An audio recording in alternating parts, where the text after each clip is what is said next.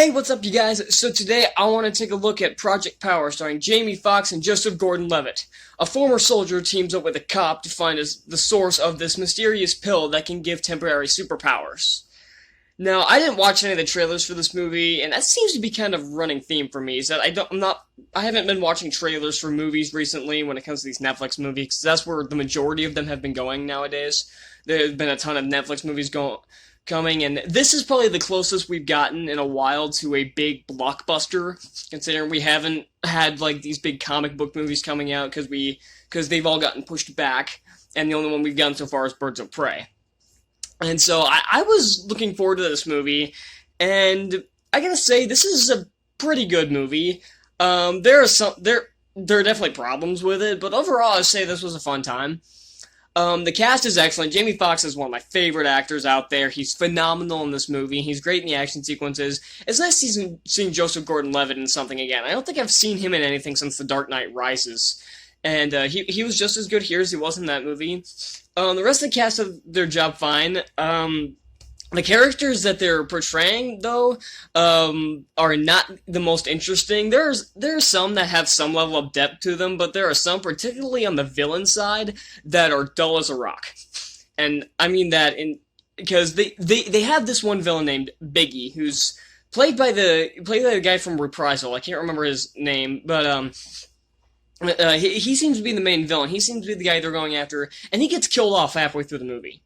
It's like the same thing that happened with the Luke Cage TV series. He gets killed off halfway through the season, then they throw in this other villain in the last second, and it doesn't work. Because, first of all, the second villain they bring in is not intimidating, just doesn't have anything to her, and Biggie at least has something to him. He's relatively intimidating, and the power they gave him he turned into like some kind of big demonic monster.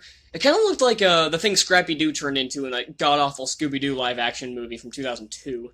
And you saw that, kind of looks just like that. It's just a big blob monster. It looks terrible, too. And the special effects in this movie are not great. The action sequences are kind of hit and miss. I think the choreography that it uses is pretty good, but my main problem with this is how it's shot. There's a lot of shaky cam, and that is one of my least favorite things in modern cinema. Because the action will be done really great. I would have loved the action in this movie, but the shaky cam is really just masking the lack of choreography. Because there are times where there are a few times where it has like a straight on shot where you can actually see what's going on in like a wider shot, but then it'll get a close up and it'll turn into Batman Begins, where you could be able to focus on this, but it's shaking all over. You can't tell what you're looking at, and yeah, that's one of the worst things in modern cinema, especially in action movies. Is that the action directing has gone straight downhill in the past few years. See, the plot is really nothing. It does give this unique take on the superhero genre and this kind of crime thriller genre, but other than that, it doesn't add a lot new to the table. It has the same kind of motivations you've seen in the past. It's the same kinds of characters you've seen before. There's nothing really new to this movie outside of the pill that gives you temporary superpowers, other than the combining of the genres, I should say. The combining of the genres is really the only thing that's new here. Other than that, you've got your run-of-the-mill crime thriller, but it's actually, as far as crime thrillers go, this is actually a pretty good one.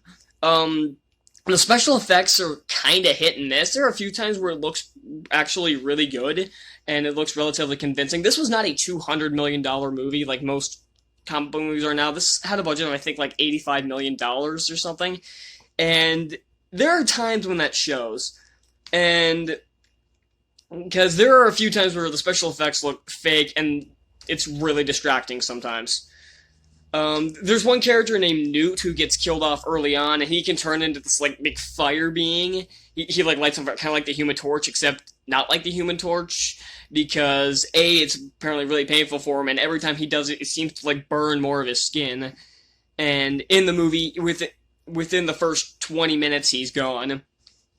So they do show the dangers of overdoing the pills, and it's kind of the same thing as normal. If you overdose on the pills, they would actually kill you, and in this case, the powers overdose and they kill you. And there are some pills in this that just make you explode, just outright. There are a lot of little things that I found wrong with this movie too. Like there's one scene in particular where this woman is like freezing to death because she took one of the pills, obviously, and she's like freezing to death, and it's really kind of hard to watch because and there's this big action sequence going all around. She's in this little contained area that's this about a wide of that has a length of about, I don't know, 10 feet, and she's like trying to walk around. She's like screaming, and it's like freezing. And it's really like it looks. It's hard to watch. It looks. It's yeah. And there's this big action sequence going around, and it's not even focusing on the action. It's focusing on this one woman, and it's kind of it's disturbing to watch. I didn't like watching through that scene. And this one scene at the end where Jamie Foxx's character, Arthur, he takes one of his pills, and he has this big power, and the shot looks pretty cool from the power he's using. But then they ruin it by having a slow motion Wilhelm scream. I don't know why. That was a stupid choice. I remember watching this, I'm like, okay, this is kind of cool, and then you hear the but it's like in slow motion and slow pitch. You hear it, and like, and that was the first time I just facepalmed at that. I thought, really, you couldn't have just cut that out? This was a big dramatic scene, and it looked cool, but then you ruin it by throwing in silliness. Great. The side characters are fine. The one teenage girl that he goes with is not the most interesting, and she was kind of annoying. And that's another thing. Okay, the main character, I guess the main character is Art, who's a Fox's character, and he's trying to find his daughter, who was taken by the people who are manufacturing the pill. And why do I do this every time I say the word pill? I don't know. But they're manufacturing the pill, and he's looking for her, and then they do this kind of father-daughter dynamic with him and the teenage girl he's traveling with. I'm like, you already have this father-daughter plot. Why are you trying to force in another one? And then they kind of do the same thing with her and Levitt's character. I'm like, can we pick a lane? That's another issue I have with this movie. It tries to cram too much in. There are way too much. There's way too much stuff going on. There are too many characters, and I know some of them just get killed off randomly, but there are too many characters in this movie. They needed to cut a few. I think had they removed the teenage girl from this movie could have been so much better. And as is, it's still a good movie. I feel like I'm crapping on this. It's a good movie. The effects are good for the most part. The action is fine, I guess. It's if you can handle shaky cam, you'll appreciate it more than I did. That's one of the worst things I've ever seen in film. And the acting is all great. The characters are okay. The story's fine, but it doesn't really go beyond that. It feels like the story tried to do so much new, but it didn't go all the way. I felt like had they gone all the way, this could have been something really special. But as is, it's a good crime thriller slash. It's like two different sides of this. It's a good crime drama with a mediocre superhero movie, kind of crashed together into a decent movie, into a good movie.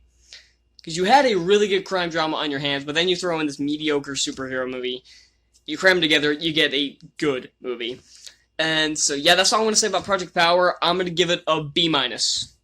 Thank you all so much for watching. If you want to see more reviews, hit that subscribe button down below, hit that like button, and if there are more reviews that you want me to make of movies that have already come out, let me know in the comments. And if there are upcoming movies you want me to see, leave a comment down below, and I'll be sure to check that out. And yeah, I'll see y'all next time. Bye!